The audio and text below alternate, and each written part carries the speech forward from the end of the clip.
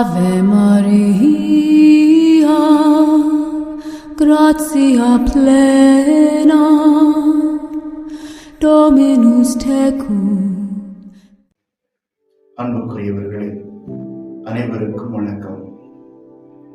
மே மாதம் அன்னையின் மாதத்தில் நாம் அன்னையை பற்றி சிந்தித்துக் கொண்டிருக்கின்றோம். பல தலைப்புகளில் இன்று நாம் சிந்திக்க இருப்பது மயிலை மாதாவை பற்றிய சிந்தனையாகும். சென்னை மயிலை உயர் மறை மாவட்டத்தில் இந்தியாவின் அப்போஸ்தலர் புனித தோமையாரின் கல்லறை மீது கட்டப்பட்டுள்ள சாந்தோம் புனித தோமையார் பேராலயத்தில் கொடுவிற்றிருக்கிறார் இந்த மயிலை அன்னை.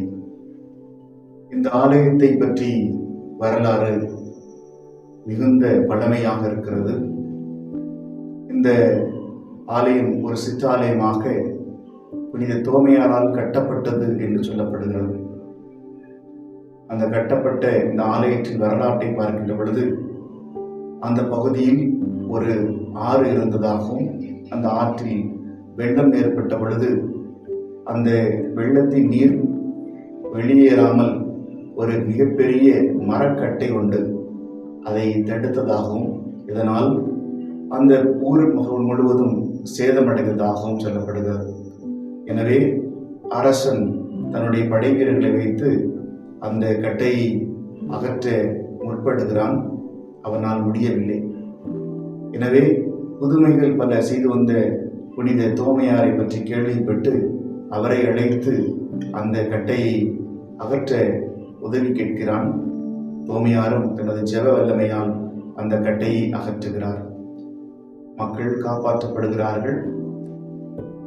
அந்த கட்டையை அந்த அரசன் அவருக்கு பரிசாக கொடுக்கிறான். அந்த மரக்கட்டையை கொண்டு ஒரு சிறிய ஆலயத்தை தோமையார் கட்டியதாக சொல்லப்படுகிறது. அன்னை மரியாள் மயிலை அன்னையை பற்றி நாம் சிந்திக்கின்ற பொழுது 1543ஆம் ஆண்டு போர்த்துகலிலிருந்து இந்த ஆலயத்திற்கு பங்கு தந்தையாக வந்த அர்ப்பணி கஸ்பர் வயலோ என்பவர் தன்னோடு 3 அடி ஒரு அன்னையின் மரச்சிறுவத்தை எடுத்து வந்ததாகவும், அந்த மரச்சிறுவம் அன்னை மரியாள் கை கூப்பிய வண்ணம் கர்ப்பவதியாக அமர்ந்திருக்கின்ற ஒரு அன்னையாக இருந்ததாகவும் சொல்லப்படுகிறது. அதுதான் இன்று நாம் நம்முடைய மயிலை அந்த சாந்தோம் பேராலயத்தில் பார்க்கின்ற அந்த திருவுருவம். அன்னையானவள் தங்க நிறத்திலே அவள் மேலாடை அணிந்தவளாக இருப்பதை நம்மால் பார்க்க முடிகின்றது. அன்புக்குரியவர்களே, மேலும் 1545ஆம் ஆண்டு புனித சவேரியார் இந்த பகுதியிலே வந்து தங்கி குறிப்பாக அன்னை மரியாளிடம் தான் தன்னுடைய பணியை தொடர்வதற்கு, குறிப்பாக சீனா நாட்டிற்கு செல்ல வேண்டுமா என்ற அந்த குழப்பமான சூழ்நிலையில் அன்னை மரியாளிடம் அந்த பாதத்தில் அமர்ந்து 4 மாதங்களாக செபித்து அவர் தெளிவு பெற்றதாகவும் சொல்லப்படுகிறது. கிறிஸ்துவின் பிரியமானவர்களே, இன்றளவும் அந்த அன்னை அங்கு வீட்டிலிருந்து பல புதுமைகளை செய்பவளாக இருக்கிறாள்.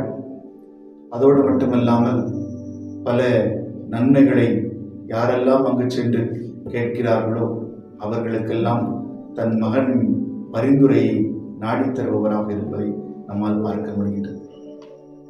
கிறிஸ்துவின் பிரியமானவர்களே, இந்த அன்னையிடம், குறிப்பாக கர்ப்பவதியாக வீற்றிருக்கின்ற அன்னையிடம் கர்ப்பிணி பெண்களுக்காக செபிப்போம்.